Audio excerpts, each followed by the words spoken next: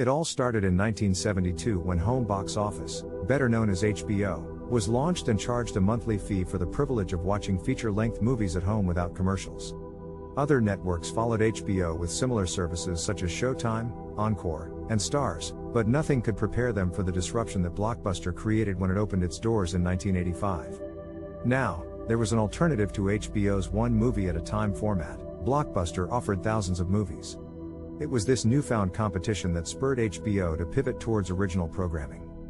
Former HBO and Time Warner CEO Jeff Bewkes reflected on this for a CNBC digital documentary about the history of HBO, saying, "Movies were our number one selling point. We're sitting at HBO saying, we're screwed. Our number one reason why people want to subscribe to HBO is now being taken by Blockbuster. What are we going to do?"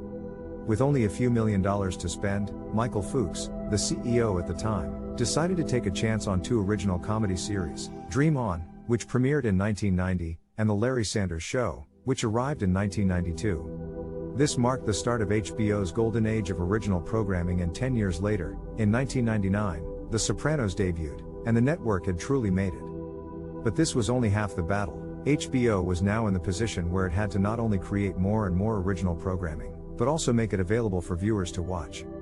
This was a difficult undertaking for HBO since, unlike network television with its consistent lead-in shows, HBO had to shift its programming based on the length of feature films.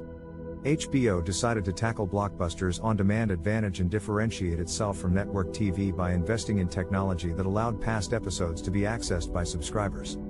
In 2001, HBO On Demand was launched, and this gave HBO an advantage they previously lacked. Hence, this technology allowed HBO to venture into long-form series such as Band of Brothers and The Sopranos, which has become iconic in the pop culture world. So, while Blockbuster was ultimately the company that couldn't recover from disruption, filing for bankruptcy in 2010, it was the catalyst for HBO's pivot towards original programming and eventual rise to success. HBO's investment in original programming and technology laid the foundations for the network's role in popular culture today, and in the words of Jeff Bewkes, "Thank God those shows hit. If they didn't, I don't know what the hell would have happened."